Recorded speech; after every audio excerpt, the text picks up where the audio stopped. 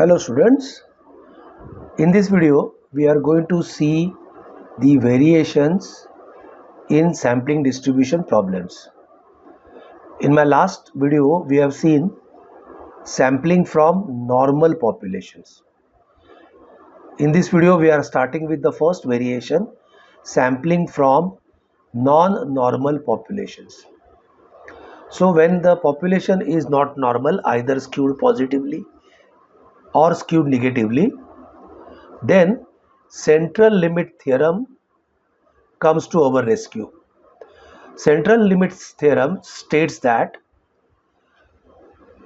the mean of the sampling distribution of the mean will be equal to population mean regardless of the sample size, even if the population is not normal. So mu x bar will be always equal to mu even though the population is not normal.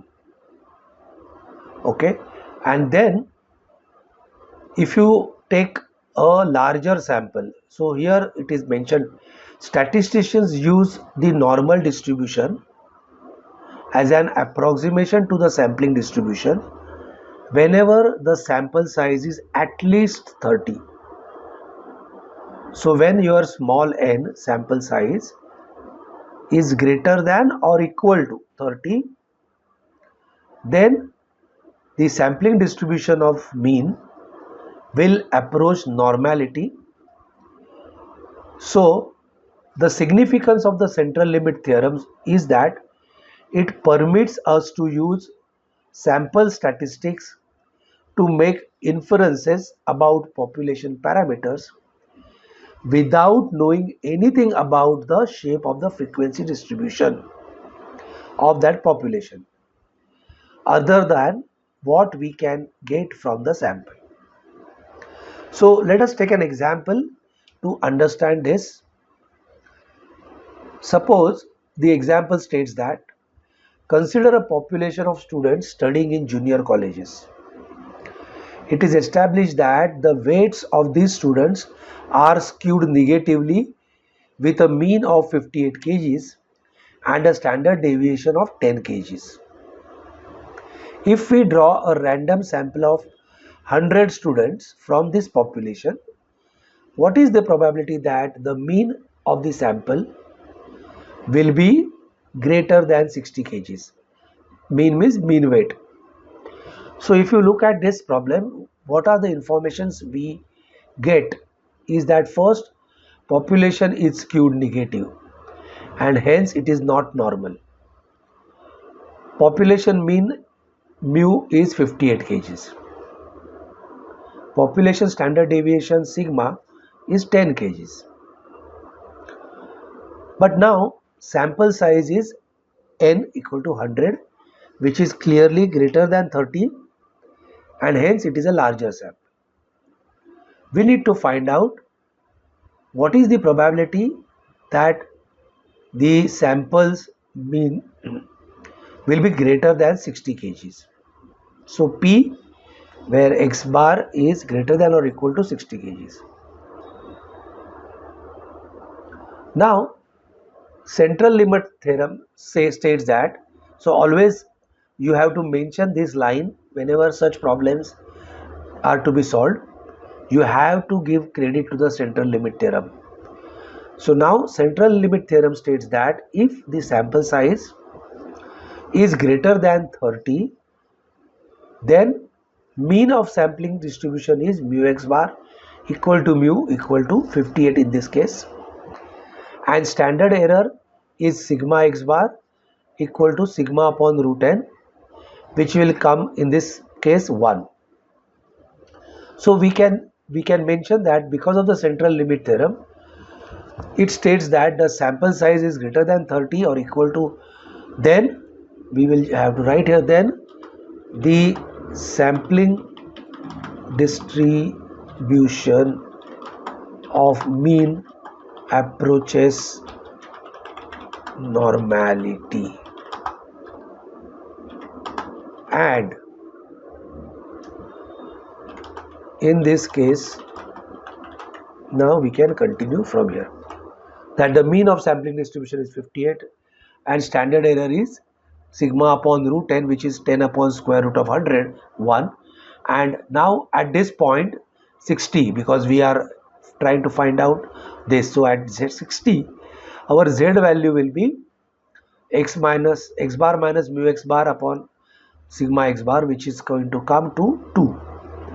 So when we refer to the table here, for 2 we get 0.4772, which means at 2 this area is 0.4772.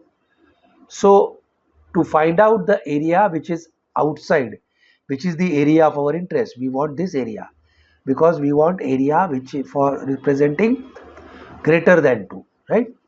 So this we have to subtract from 0.5, because half is 0.5 minus 0.4772, and we will get answer 0.0228 or 2.28%. So our answer is 2.28%.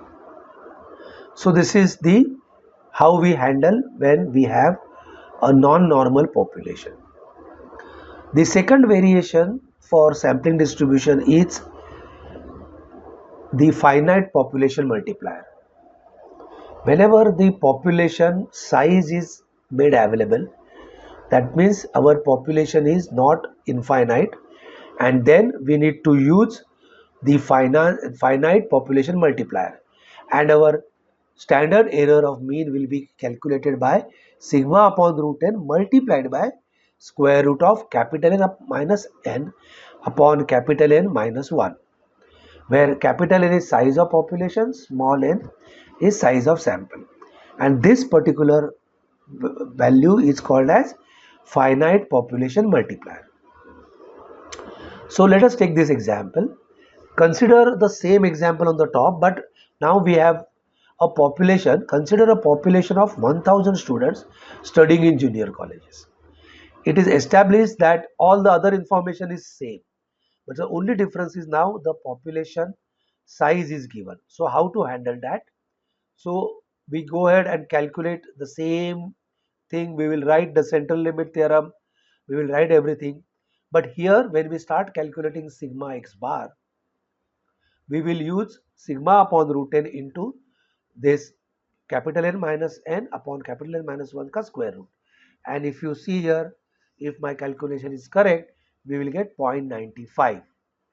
And when we use this here, z calculation, okay, this was mistake. It has to be divided by 0.95, and then so z60 will be 2.10 in this case, and you will have area under the curve of our interest will be this side 2.1 and greater, and if you refer to the table you will get 2.1 is 0.4821, that means this area is 0.4821 and this area is 0.8 minus 0.4821, which is 0.0179 if my calculation is correct. So our answer is 1.79%. So because of the finite population, there is a change in the answer, and this is how to handle finite population. So in my next video we are going to look at the estimation. Thank you.